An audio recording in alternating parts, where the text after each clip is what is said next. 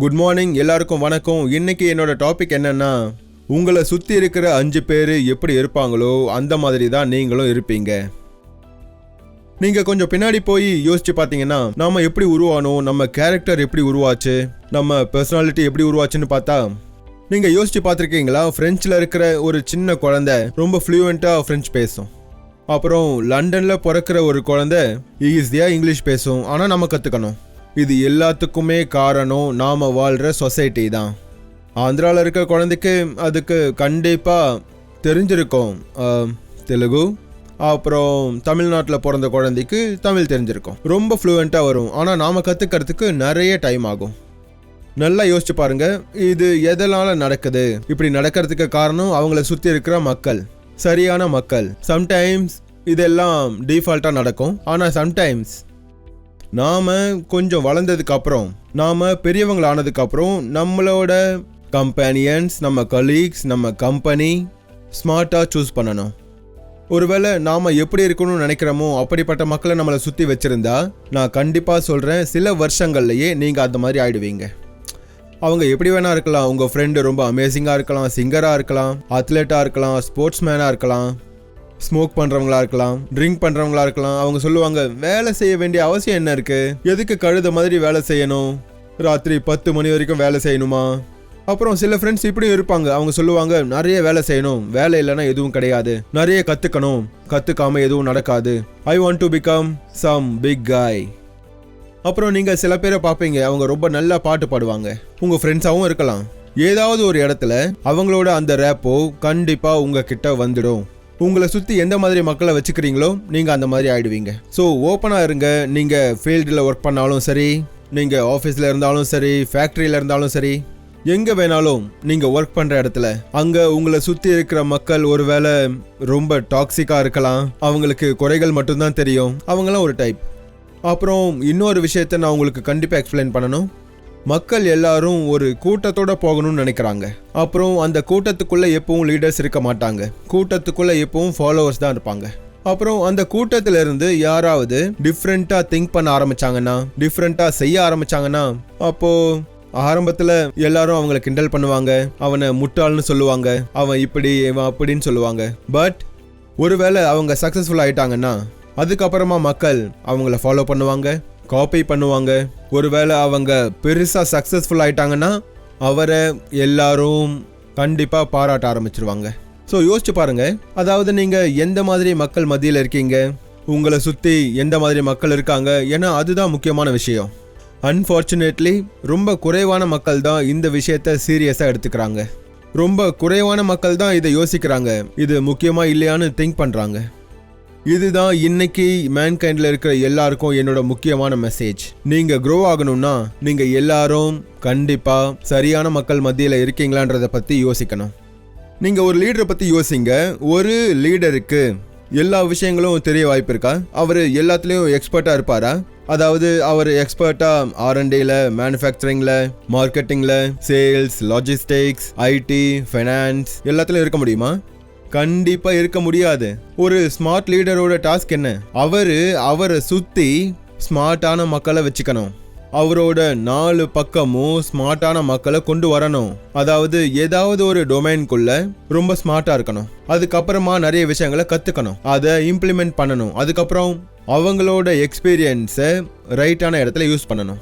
ஏதாவது ஒரு லீடர் ஏதாவது ஒரு இடத்துல சக்ஸஸ்ஃபுல் ஆகிறதுக்கு 3 முக்கியமான விஷயம் இருக்குது. முதல் விஷயம், பி லைக்டு.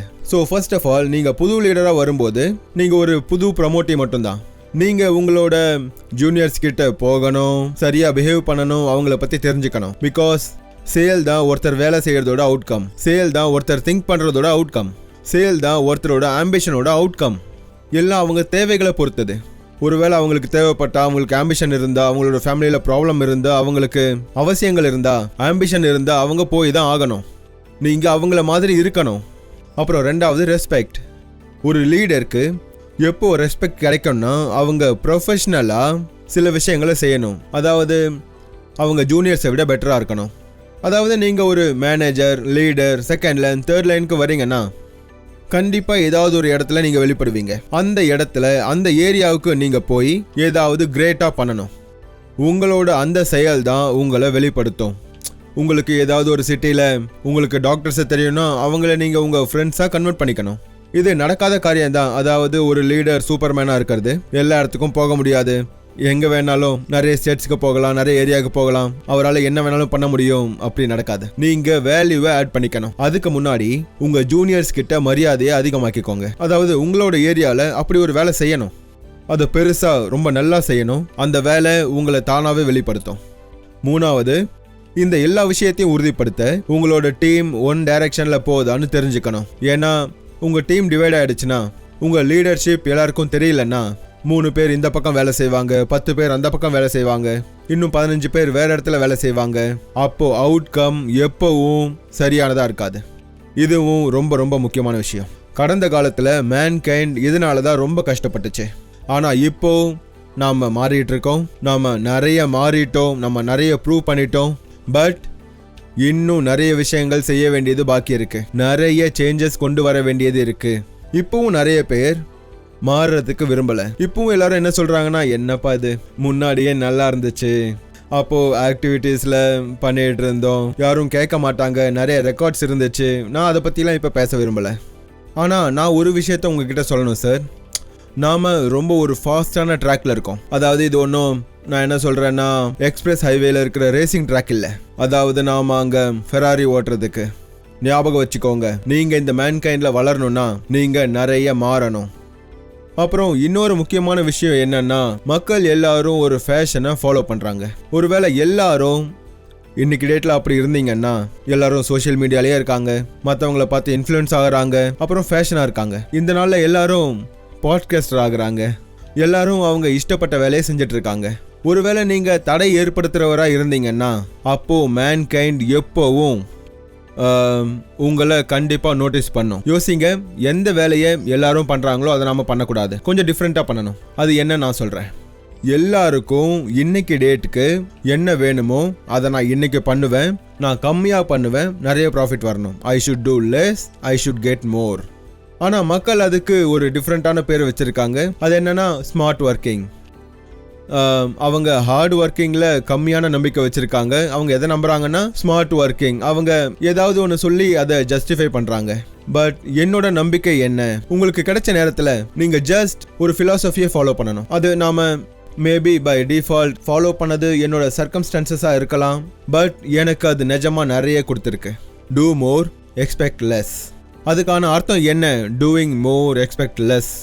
ஒருவேளை நீங்கள் 100 கால் பண்ணுறீங்கன்னா அதில் 80 கால் சக்ஸஸ்ஃபுல் ஆகும்னு நீங்கள் கண்டிப்பாக எக்ஸ்பெக்ட் பண்ணக்கூடாது. 80 cannot be successful.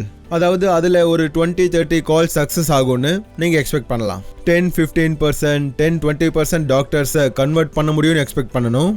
20-30%, 40% என்னால் மெயின்டைன் பண்ண முடியும். அந்த பேசிஸில் என்னோட புது ப்ராடக்ட்ஸோட சேல்ஸை என்னால் இன்க்ரீஸ் பண்ண முடியும்னு நினைக்கணும். இதனால என்ன அட்வான்டேஜ் இருக்கு? அட்வான்டேஜ் நம்பர் 1, ஒருவேளை உங்களோட சக்சஸ் ரேட் அதை விட அதிகமாக இருந்தா அது உங்களை மோட்டிவேட் பண்ணும். கண்டிப்பா அது நடக்கும். ஒருவேளை நீங்க இப்படி எக்ஸ்பெக்ட் பண்ணீங்கன்னா, அதாவது நான் போற இடத்துல எனக்கு ரெட் கார்பெட் வெல்கம் வேணும், அதாவது எனக்கு 10 out of 10, 80% டாக்டர்ஸ், 90% டாக்டர்ஸ் என்ன வெல்கம் பண்ணணும், சப்போர்ட் பண்ணணும், அது உங்களுக்கு கண்டிப்பா கிடைக்காது. இந்த உலகத்துல பிராக்டிக்கல் வேர்ல்டுக்குள்ள, ரியல் வேர்ல்டுக்குள்ள, உண்மையான வேர்ல்டுக்குள்ள இந்த மாதிரி வெல்கம்லாம் கிடைக்காது. நீங்க இந்த உலகத்துக்குள்ள போகும்போது, ரியல் வேர்ல்டுக்குள்ள போகும்போது என்ன வேணாலும் நடக்கலாம். நீங்க நினைக்கிற சக்சஸ் கிடைக்காது. கண்டிப்பா நீங்க எல்லாரும் ஃபாஸ்டா ஃப்ரஸ்ட்ரேட்டட் ஆவீங்க. நான் நிறைய பேரை பார்த்திருக்கேன். மெடிக்கல் ரெப்ஸ், இல்ல இந்த ப்ரொஃபஷனே மோசமானது, தூசில சுத்த வேண்டியதா இருக்கு, நிறைய கஷ்டப்பட வேண்டி இருக்கு, குறைவான பணம் தான் கிடைக்குது, இல்ல எனக்கு இதெல்லாம் வேண்டாம், இந்த மாதிரி வேலை எனக்கு வேண்டாம், நான் சேஞ்ச் ஆக போறேன், நான் இப்போ MBA பண்ண போறேன், வேற பண்ண போறேன். இந்த மாதிரி தான் நிறைய பேர்கிட்ட பிளான் பி இருக்கு. எப்போல்லாம் நீங்க உங்க வாழ்க்கையில பிளான் பி வச்சிருக்கீங்களோ, அப்போ நீங்க இன்டைரக்டா உங்ககிட்ட சொல்றது 50-50. இது நடக்கலன்னா வேற மாத்திக்கலாம். நீங்க பண்ற வர்ஸ்டான விஷயம் இதுதான். உங்ககிட்ட எப்பவும் ஒன்லி பிளான் ஏ தான் இருக்கணும், பிளான் பி கூடாது.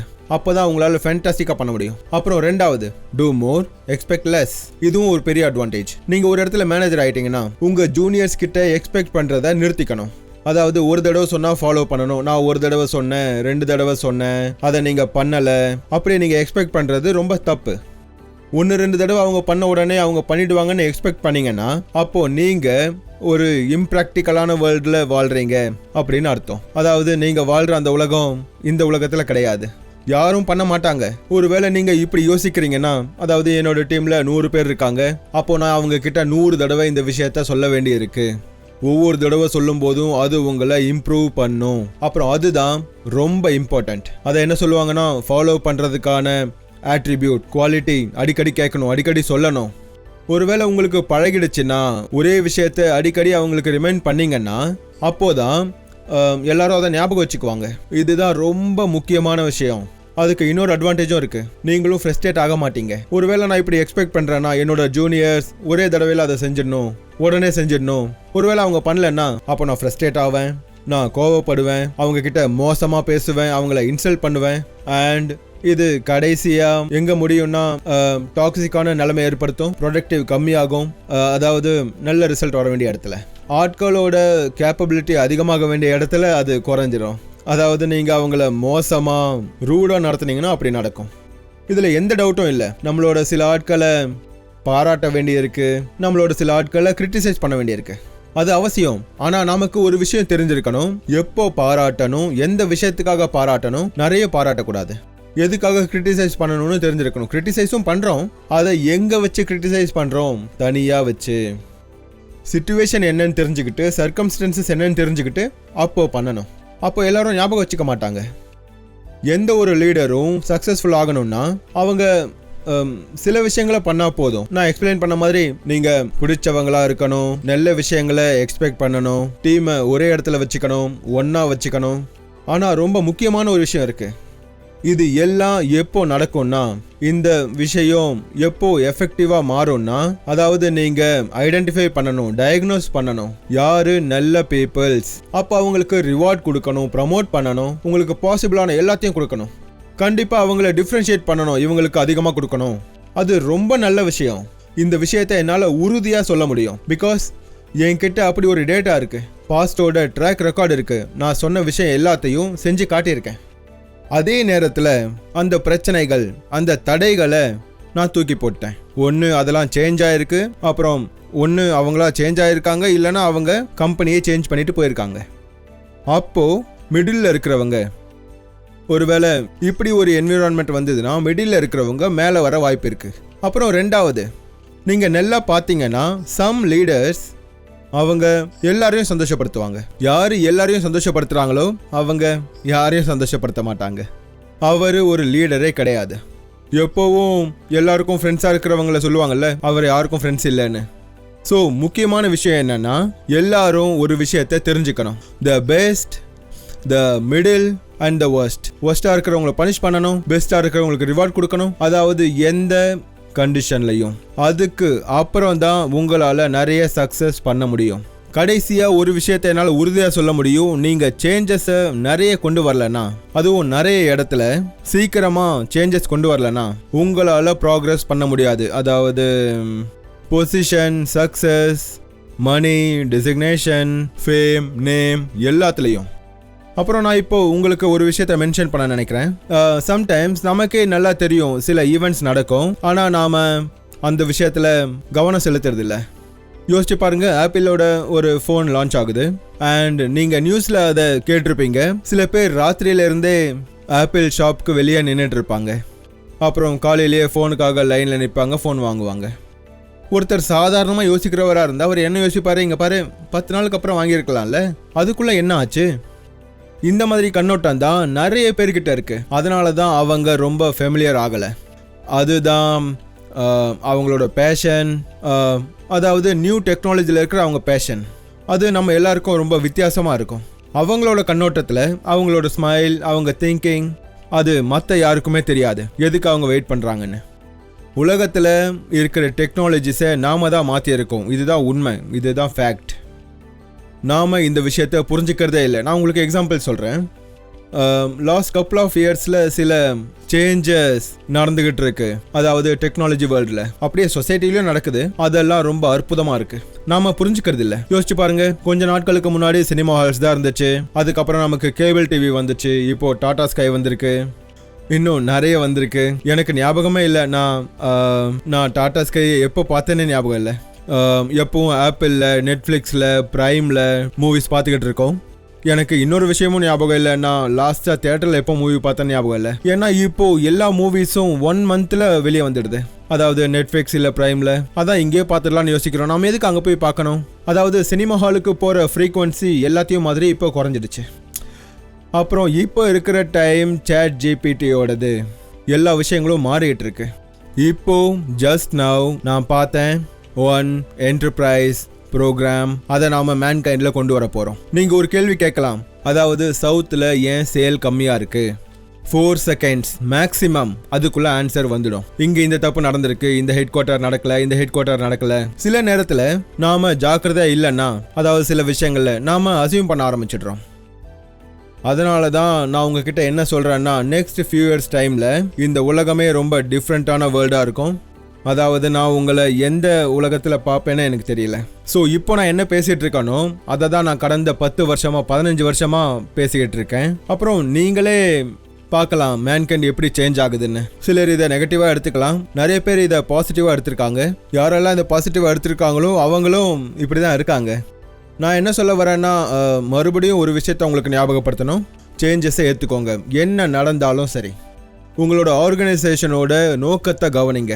நீங்கள் என்னெல்லாம் கேள்விப்படுறீங்களோ, ஒருத்தர் சொல்லியிருக்கலாம் கம்பெனி அப்படி ஆயிடுச்சு, கம்பெனி மோசமாயிடுச்சு, அதை மறந்துடுங்க.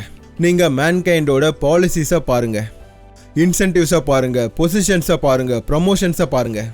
அதாவது அந்த நாய்ஸஸ் எல்லாம் இருக்குல்ல, நீங்கள் அதை விட்டுருங்க. உண்மையான ஆக்ஷன்ஸ் மேன்கைண்டில் நடக்குதுல்ல, நீங்கள் அதை பார்த்தீங்கன்னா அப்போ உங்களுக்கே நல்லா தெரியும் உண்மையாக என்ன நடக்குதுன்னு. நாம தான் ரொம்ப இரக்கமானவங்களா, ரொம்ப நேர்மையான ஆர்கனைசேஷனாக, நம்ம ஒரே ஒரு ஆர்கனைசேஷன் மட்டும்தான் ப்ரொமோட்டர்ஸ் விங். அதாவது எப்போவும் 24/7 365 டேஸ் மேன்கைண்டில் இருக்கிறவங்கள பற்றி மட்டும் யோசிக்கிறோம்.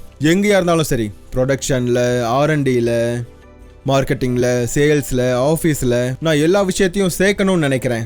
அதாவது இந்த கம்பெனியை ஒரு இன்ஸ்டிடியூஷனாக ஆக்கணும். அதாவது இதுக்குள்ள ஒரு அற்புதமான கல்ச்சர் இருக்கணும், தகுதியானவங்க இருக்கணும், அண்ட் போக போக இதோட ஸ்பீட் அதிகமாகிட்டே இருக்கணும்.